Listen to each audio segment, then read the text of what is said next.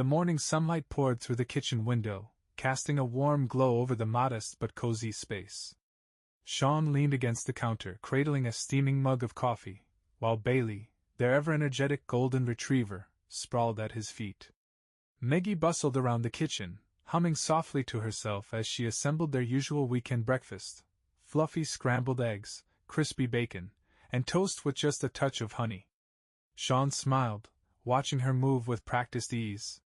It was these moments he cherished most, the quiet simplicity of a life they built together. "You know," he said, taking a sip of his coffee, "you spoil me. I think I've gained 5 pounds this month alone because of your breakfasts." Maggie laughed, her eyes sparkling as she glanced at him over her shoulder. "That's not my fault. Maybe you should spend more time running with Bailey instead of sneaking extra cookies at work." "Hey, those cookies are for morale," Sean defended with a grin. "Office life is tough, you know." She rolled her eyes, setting the plates on the table. "I'll believe that when I see a single wrinkle of stress on your face." The banter was easy, natural, a rhythm they perfected over the years. After breakfast, they leashed up Bailey and headed to the park, a routine as familiar as the paths they walked. The park was alive with the sounds of summer, children laughing, birds chirping, and the soft rustle of leaves in the breeze. Bailey bounded ahead, tail wagging furiously as he chased a squirrel up a tree. "Poor guy never learns," Sean said, chuckling as Bailey barked up at the branches. Maggie smiled, slipping her arm through Sean's. "It's the effort that counts. Don't crush his dreams." They walked in comfortable silence for a while, soaking in the warmth of the day. As they passed the old oak tree near the park's edge, Maggie tugged Sean's arm. "Let's sit for a minute." Sean raised an eyebrow. "The famous bench again? You're obsessed." "It's not obsession," she said, rolling her eyes. "It's tradition. We've sat here every weekend since we moved here. And yet, it's still just a bench." Sean teased, but he sat beside her anyway. They watched the world go by, families picnicking, joggers passing with polite nods, and couples strolling hand in hand. Sean leaned back, closing his eyes as the sun warmed his face. "You know," he said after a moment, "I think this is my favorite part of the week. Just us, no distractions." Maggie glanced at him, her expression softening. "Mine too." Later that day, they hosted their usual Saturday evening dinner with friends. The house filled with the aroma of roasted chicken and Maggie's famous garlic potatoes. Tom and Beth arrived first, bearing wine and their usual banter. "Smells like heaven in here," Tom declared, kissing Maggie on the cheek before turning to Sean. "You really don't deserve her, you know." "I remind him of that daily," Maggie quipped, earning a round of laughter. The evening unfolded in a haze of good food, flowing wine, and stories that grew more exaggerated with each retelling. Tom launched into a dramatic recounting of his recent fishing trip, complete with wild hand gestures and exaggerated sound effects. "I swear, the fish was this big," he said, spreading his arms wide. "More like this big," Beth interjected, holding her hands a few inches apart. The table erupted in laughter, the kind that left tears streaming down cheeks. As the evening wound down, Maggie stood to clear the table, but Sean stopped her. "Leave it. I'll take care of it later." She smiled, leaning down to kiss his forehead. "You're a good man, Sean." He watched her walk into the living room, where Tom and Beth were already sprawled on the couch, debating what movie to watch. For a moment, Sean just sat there, soaking in the warmth of the moment. Life wasn't perfect, but it was theirs, and that was enough. That night, as they lay in bed, Sean turned to Maggie, who was already half asleep. "Hey, Meg?" She murmured, her voice heavy with drowsiness. "Do you ever think about how lucky we are? To have this, our life, our friends?" Her eyes fluttered open briefly, and she smiled, a soft, contented smile. "Every day." Sean reached for her hand, their fingers intertwining. As he drifted off to sleep, he thought about how fragile happiness could be, how it could slip away if you weren't careful. But for now, it was enough just to hold on to it, to cherish every ordinary, beautiful moment.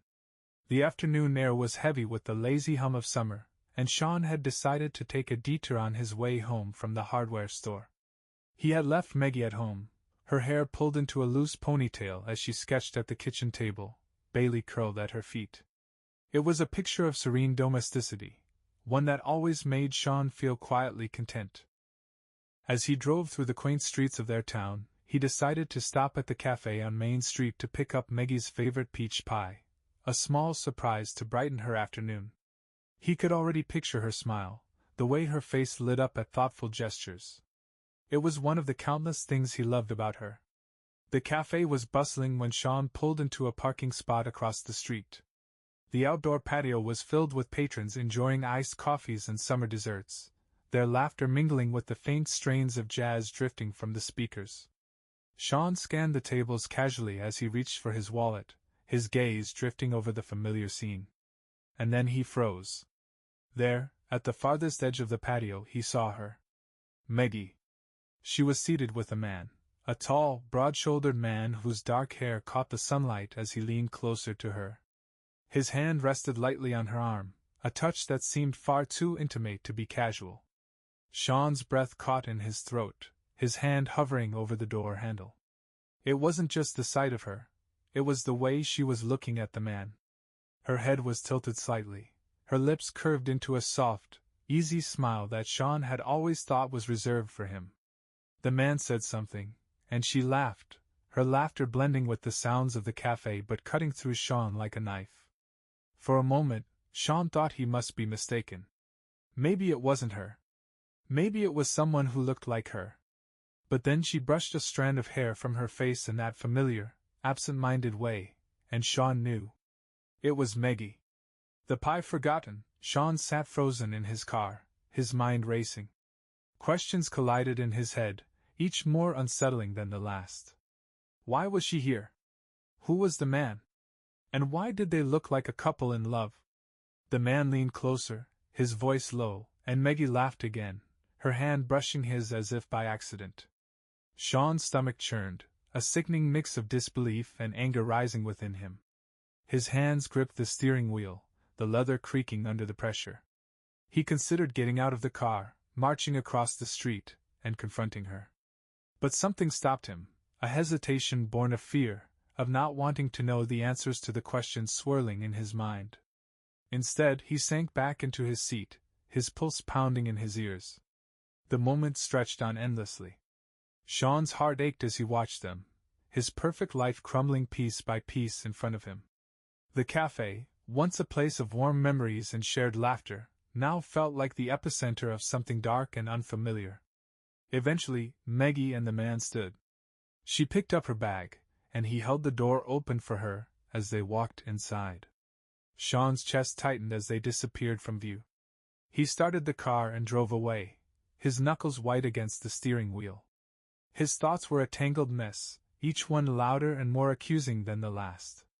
He replayed the scene over and over, searching for some explanation that made sense, some reason why his wife would be sitting in a cafe with another man, smiling and laughing in a way that felt so intimate, so wrong.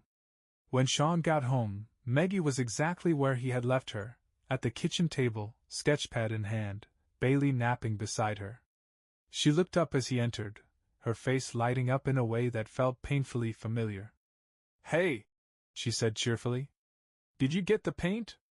Sean hesitated, the image of her at the cafe flashing in his mind. "Yeah," he said, his voice carefully neutral. "I got everything we need." "Perfect," she said, setting her pencil down and stretching. "I was thinking we could start after lunch. What do you think?" Sean forced a smile, nodding. "Sounds good." But as Maggie chatted about colors and designs, her voice animated and carefree, Sean felt the weight of what he had seen pressing down on him. The Maggie sitting in front of him seemed so genuine, so untouched by whatever had transpired at the cafe. And yet, the image of her with that man was burned into his mind, a question he couldn't ignore. For the first time in their marriage, Sean felt a rift forming between them, a shadow he couldn't quite name but couldn't deny. Something was wrong. And Sean was determined to find out what. Sean spent the rest of the afternoon going through the motions. He and Maggie painted the guest room in soft shades of sage green, their conversations light and playful as they teased each other about missed spots and uneven brushstrokes. Maggie was the same as always, radiant, charming, and attentive. Yet every time she laughed, every time she glanced at him with that easy warmth, Sean felt his stomach twist. The image of her at the cafe refused to leave his mind. It hung over him like a dark cloud, casting doubt on every smile, every touch. He couldn't shake the way she had laughed with that man, the way they leaned toward each other, as if sharing something private. It wasn't just the scene itself, it was the feeling it left behind, an ache that gnawed at the edges of Sean's trust. That evening, after dinner, Maggie curled up on the couch with her sketchpad, her pencil moving in soft, deliberate strokes. Bailey lay at her feet, snoring softly. Sean sat across from her, pretending to watch a baseball game on TV, but his mind was elsewhere. "Meg?" he said after a long silence.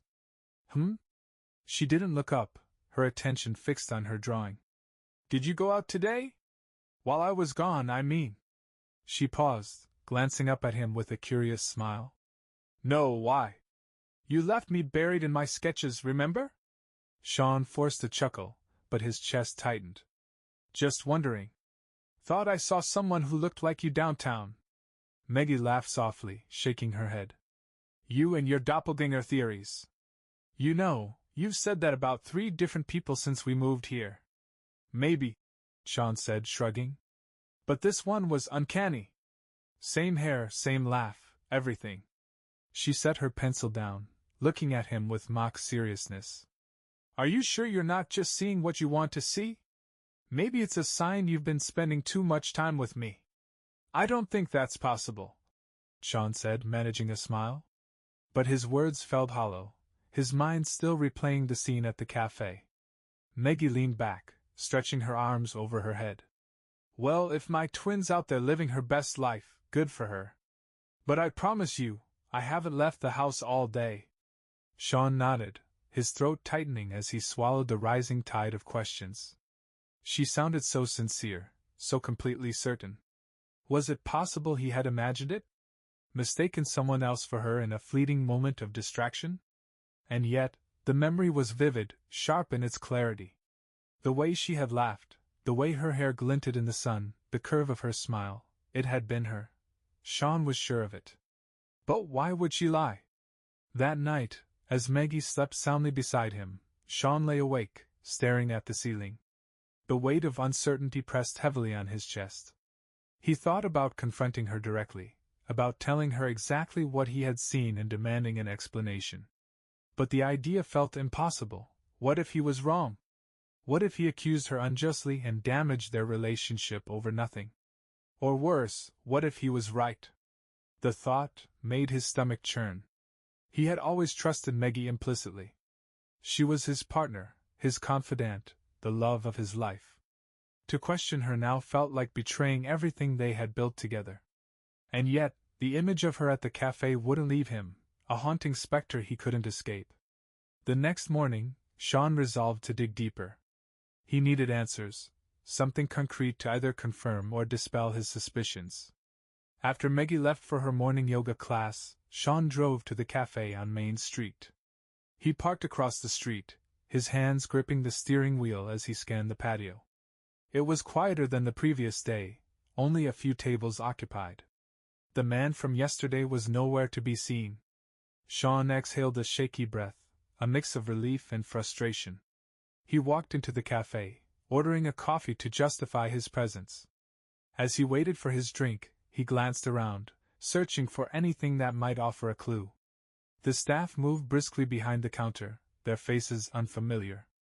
None of them seemed to recognize him, or show any sign of knowing Maggie.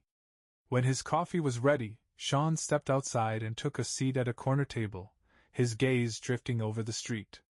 He felt foolish, like a character in a bad movie, chasing shadows and half-formed suspicions.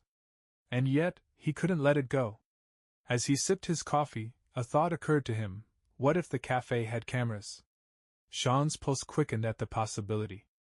If he could get access to the footage, he could confirm whether Maggie had been there.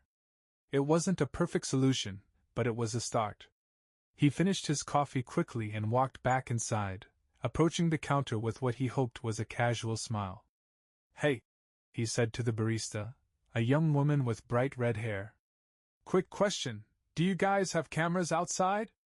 I think I left something here yesterday, and I was hoping to check." The barista frowned, shaking her head. "Sorry, we don't have cameras. You might want to check with the shops nearby, though. Some of them have surveillance." Sean nodded, hiding his disappointment. "Thanks anyway." As he left the cafe, his resolve hardened. He didn't know what he was looking for, but he knew he wouldn't stop until he found it. The life he had with Maggie, the love they had shared, it was too important to let doubt and suspicion fester unchecked. And yet, as he climbed back into his car, the memory of Maggie with that man remained vivid, a stark reminder of the cracks that had begun to form in the foundation of their perfect life. Sean couldn't shake the memory of what he had seen at the cafe. It was vivid, haunting, Maggie laughing with that tall, dark-haired man, her hand brushing his as they leaned toward each other like lovers. He had tried to convince himself that he was mistaken, that it couldn't have been her, but the resemblance was too striking.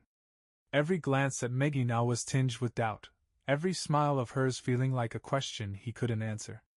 That weekend, Tom and Beth came over for dinner. The air was thick with the smell of grilled chicken and roasted vegetables, but Sean barely noticed. He moved through the evening on autopilot, his mind still replaying the scene at the cafe. Maggie, however, was her usual radiant self, pouring wine, laughing at Tom's jokes, and playfully teasing Sean about his cooking skills. "If you just follow the recipe for once," she said, smirking as she handed him the pepper grinder, "this wouldn't taste like you're trying to set my mouth on fire." "You love it spicy," Sean retorted with a forced grin. But inside, his thoughts churned. As they sat down to eat, Tom leaned back in his chair, swirling his wine lazily.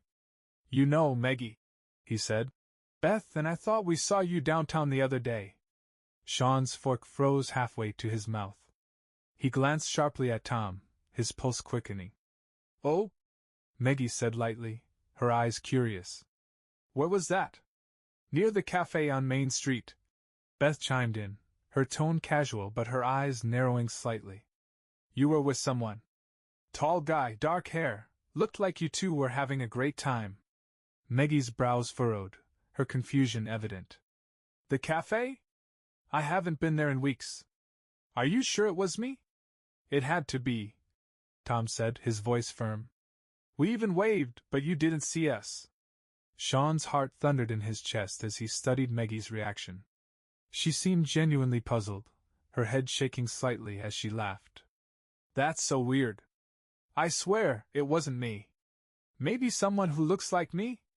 Beth shrugged, though her expression remained skeptical. "I don't know, Maggie. She looked exactly like you. Same hair, same everything." "Come on," Maggie said, her laugh light but tinged with unease. "How many blondes with ponytails do you see every day? You probably just saw my doppelganger." The table fell into an awkward silence, the conversation's easy rhythm broken. Sean stared at his plate, his appetite gone. His mind raced with possibilities. If Maggie wasn't at the cafe, then who was? And why had Tom and Beth seen the same thing he had? Later, as they cleaned up, Sean couldn't hold back. "Tom and Beth saw you too," he said quietly, keeping his voice low so their friends wouldn't overhear. Maggie, who was rinsing plates at the sink, glanced at him, her brows furrowed. "I told you it wasn't me.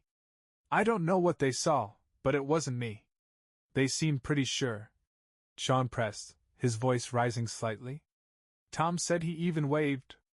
She set the plate down with a clatter, turning to face him. "Sean, I don't know how else to say this.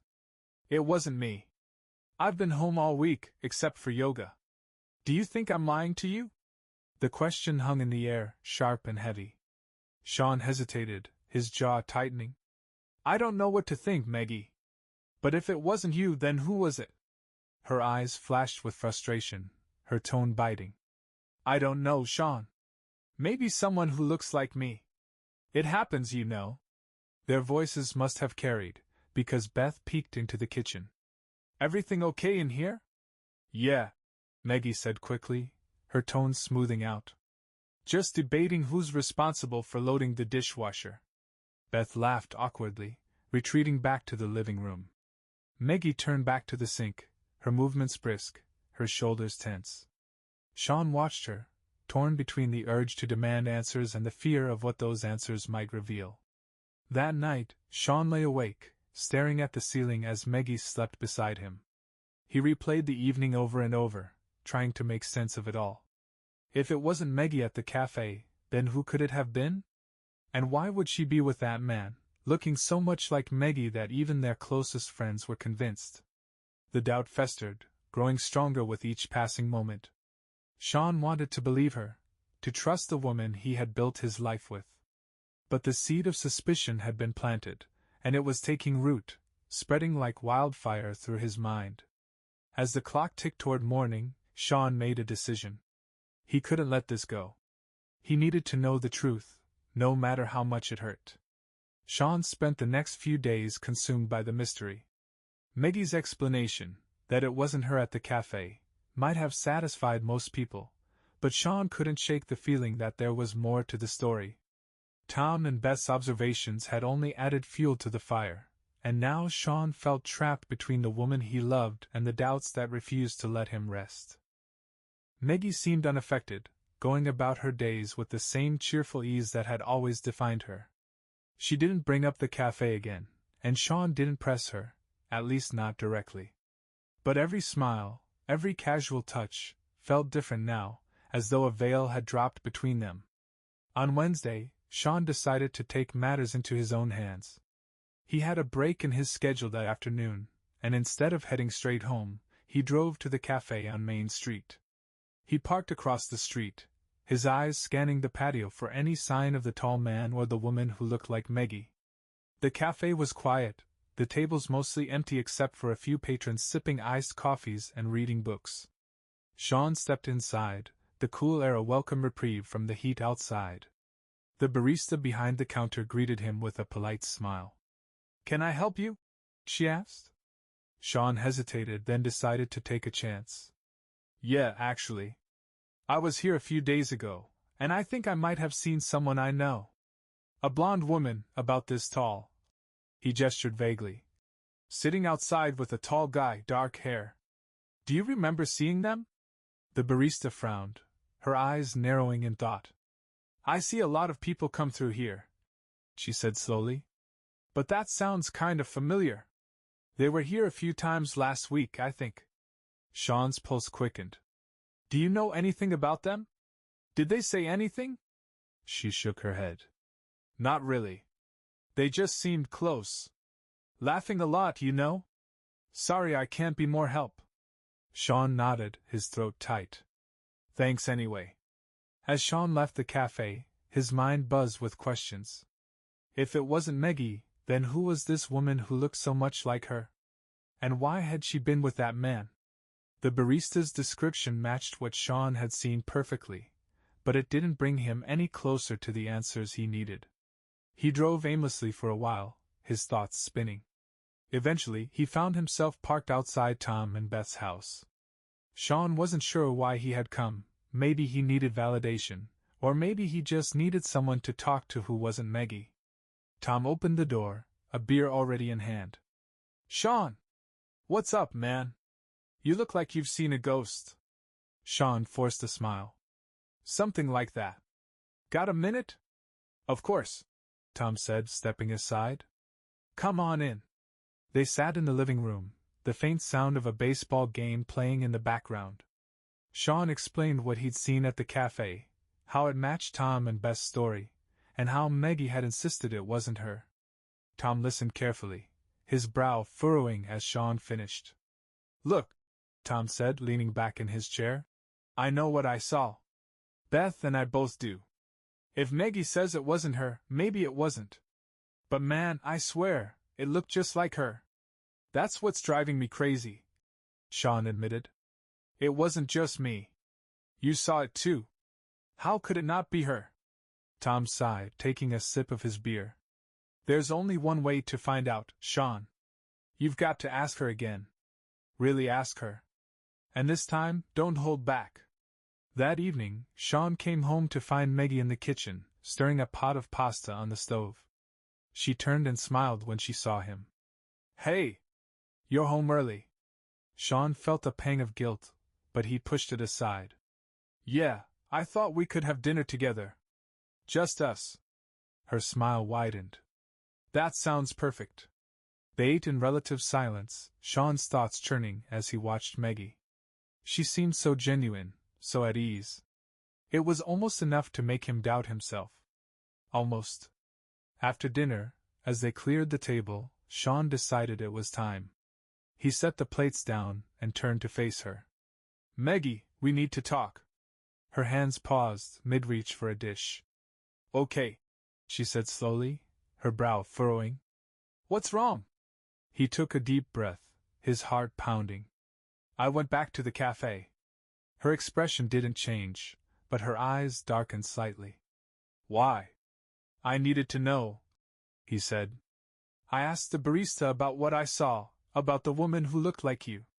She said they'd been there a few times. Maggie, I need you to tell me the truth. Were you there?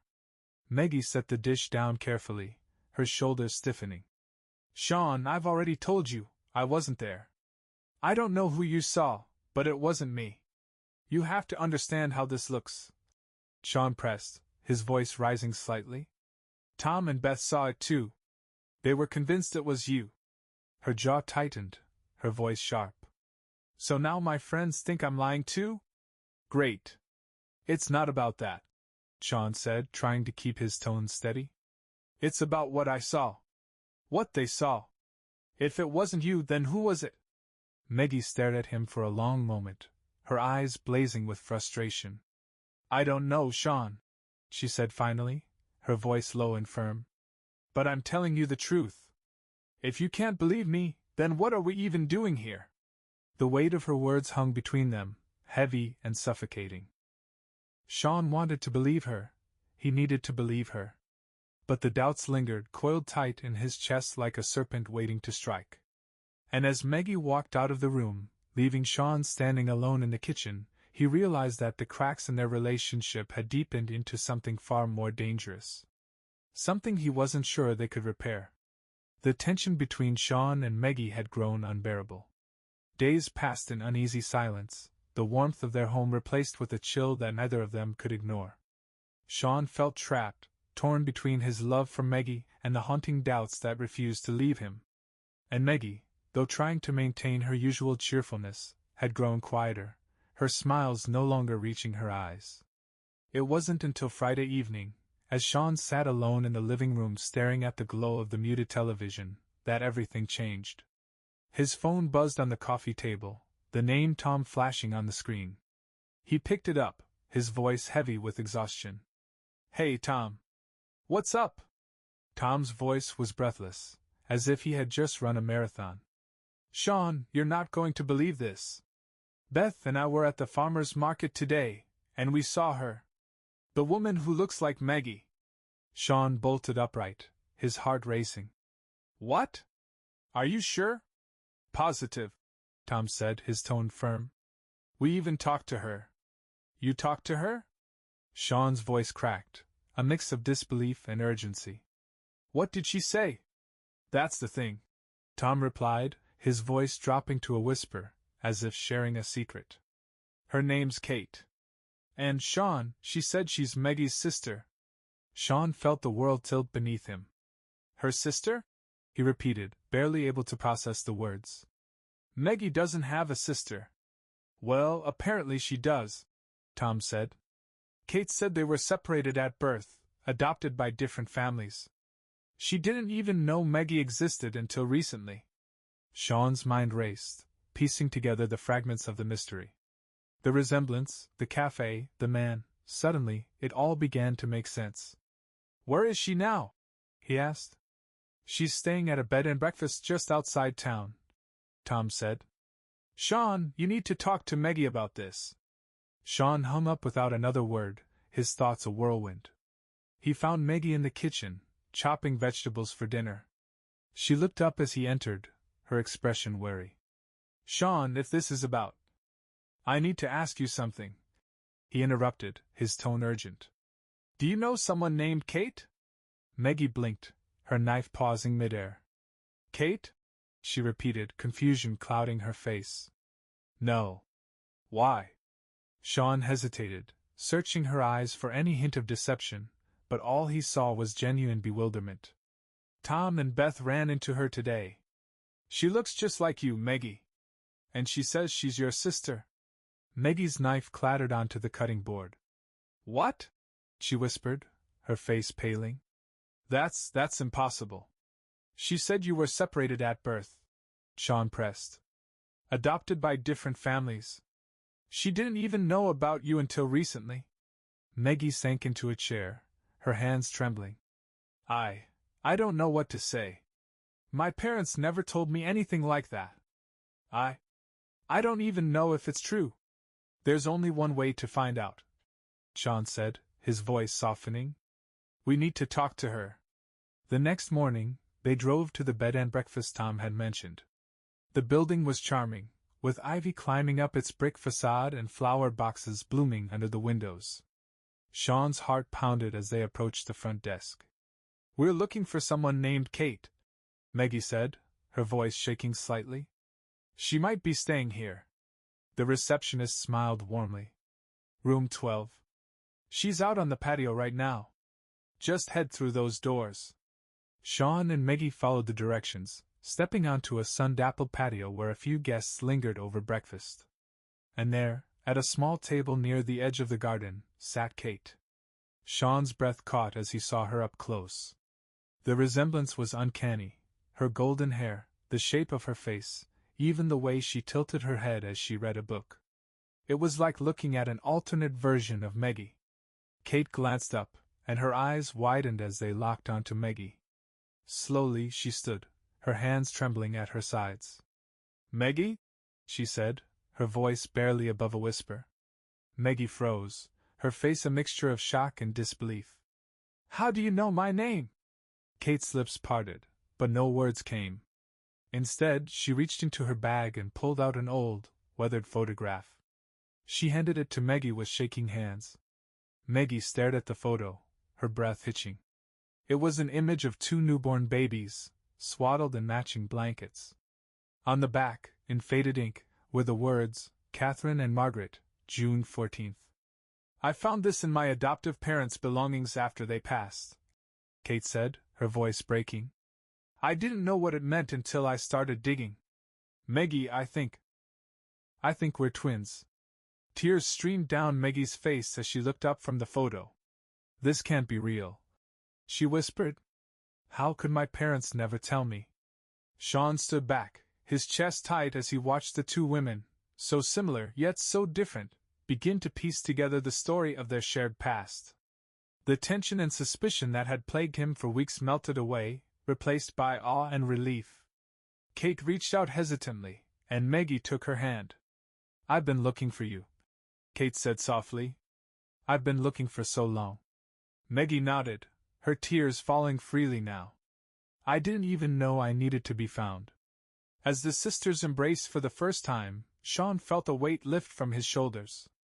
The mystery that had threatened to tear their lives apart had instead brought them something extraordinary, a connection neither of them had known they were missing.